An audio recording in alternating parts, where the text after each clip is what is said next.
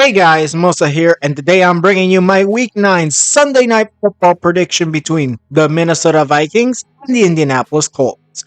Now, without a further ado, let's get started. Now, kicking it off with the Minnesota Vikings injury report, we got linebacker Blake Hashman with a toe injury and defensive lineman Taki Taimani with an ankle injury, both out for this game.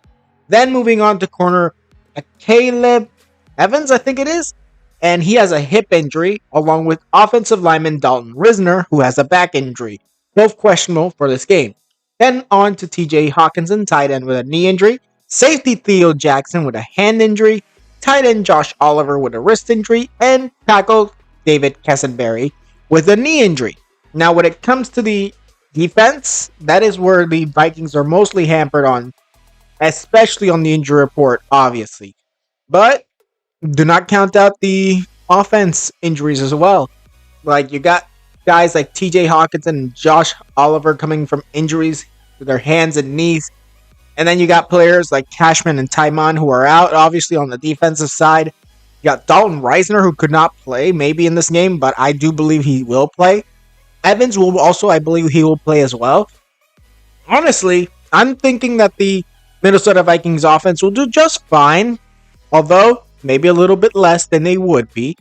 And then we get the defense just falling short to the Indianapolis Colts, led by Joe Flacco. Now, on to the offense of the Minnesota Vikings, starting out with quarterback Sam Darnold, running back Aaron Jones, fullback CJ Ham, wide receivers Justin Jefferson, Jordan Addison, and Jalen Naylor.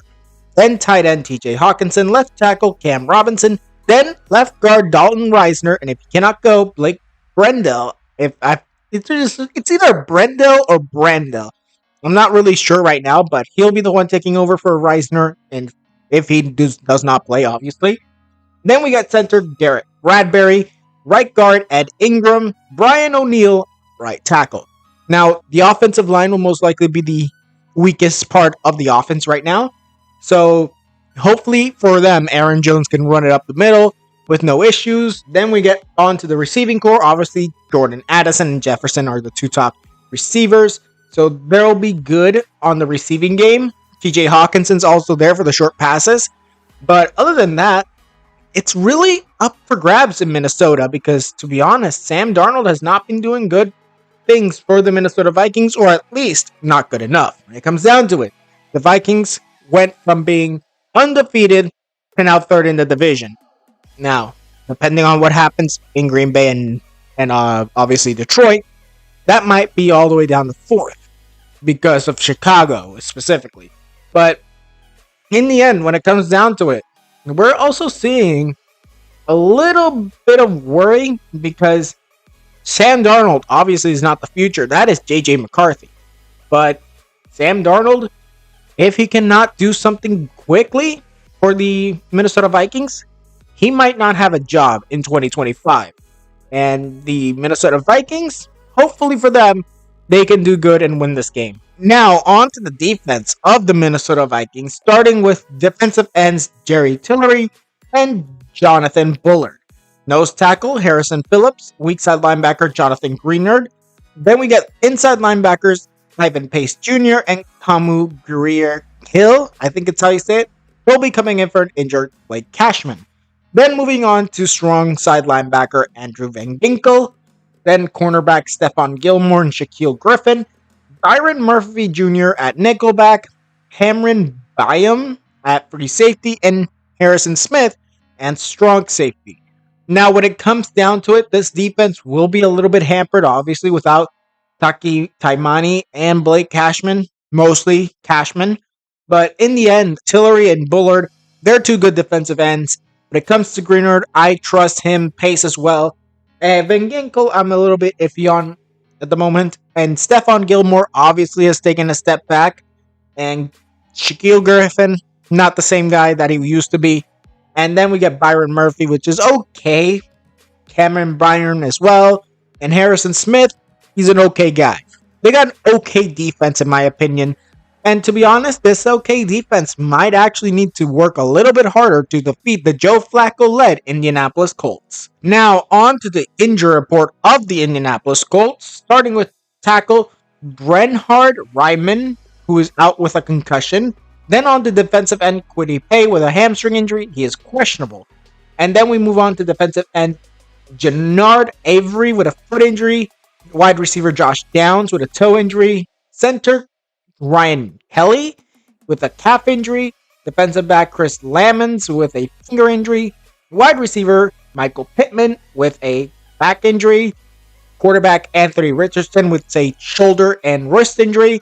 And then Braden Smith with a knee injury. Now, when it comes down to the injury report, when it comes to not Michael Pittman, I meant Anthony Richardson. He ain't going to play because he was benched, not because he was injured. So, that's obvious. But then we move on to the two who are injured. Losing Ryman for this game is a big one. And Kwity Paye, if he doesn't play, that's a big loss as well. Losing a star defensive end and your star defensive offensive tackle, that's a big loss. And Braden Smith could be a good replacement, even Matt Goncalves, but still, it's Ryman we're talking about. So in the end, I think that the injury will most likely affect the offense more than the defense. Obviously, as they already know, Ryman ain't gonna play. Paye is still there, a little bit questionable. But in the end, I think this will lean more to the offensive side being hampered than the defensive side. Now on to the offense of the Indianapolis Colts, starting with quarterback Joe Flacco, running back Jonathan Taylor, wide receivers Michael Pittman Jr., Josh Downs, and Alec Pierce. Tight end Mo Alley Cox, left tackle Matt Goncalves, who will come in for an injured Bernard Ryman, I think it's his name. And then we move on to left guard Quentin Nelson, center Ryan Kelly, Dalton Tucker at right guard, and right tackle Braden Smith.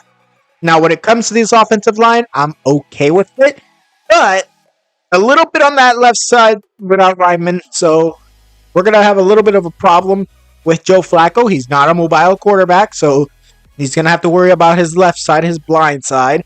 So we're going to have to worry a little bit. But then we get receivers like Michael Pittman, who should do the job. Josh Downs, I'm hoping he can do the job. And Alec Pierce, just like Downs, I'm hoping he can do the job.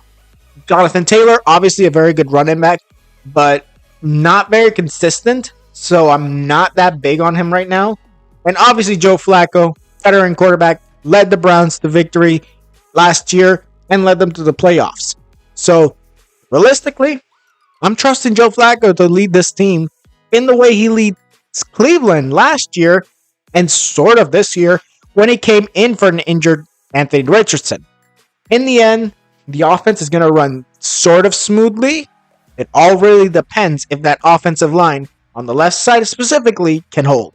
Now on to the defense of the Indianapolis Colts, starting with defensive ends Kwity Paye and Dajo Odejingbo. I think that's how you say it. And if Paye cannot go, obviously Latu will come in. I don't know if I said that correctly, but okay. Then we get on to defensive tackles, DeForest Buckner and Grover Stewart. Weak side linebackers EJ Speed with Zaire Franklin, inside linebacker, and strong side linebacker being Segun Olubi. I think that's how you say it. Then cornerback Samuel Womack III, along with Jalen Jones, and nickelback Kenny Moore II. Nick Cross will be the free safety, and Julian Blackman the strong safety. I'm not that big on this Indianapolis defense as I'm in with the Minnesota defense, but realistically, the defenses are not really going to matter in this game as much. So I'm going to really say that, honestly, Kwity Paye and Dajo on the front, I think they're pretty good. Also, Buckner and Stewart in the interior defensive line, pretty good, pretty solid. And linebacker EJ Speed, pretty good. Zaire Franklin, also pretty good. Segun, I'm still there iffy on him. Womack's a pretty decent corner along with Jalen Jones. Kenny Moore is a top cornerback that we should watch out for. Nick Cross, not that big on him. And Julian Blackman, also not too big on him. So their real threats, the Minnesota Vikings, when a hit, is mostly the safeties. I think that those are their weakest spots. And potentially, we'll be seeing Jordan Addison and Justin Jefferson break open on those guys specifically. Now, in conclusion, I have this game going 31-28 to the Indianapolis Colts. I think the Colts are going to pull out the win. Joe Flacco will get a win over the Vikings. Vikings will continue to fall. And maybe, just maybe, we see the Indianapolis Colts not rival the Texans for the division, but at least rival for a wild card spot in the AFC.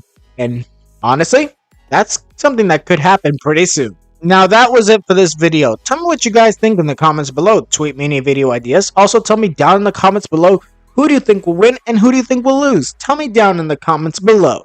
Now, like this video if you liked it, subscribe, and hit the notification if you want more videos. And I'll see you guys next time.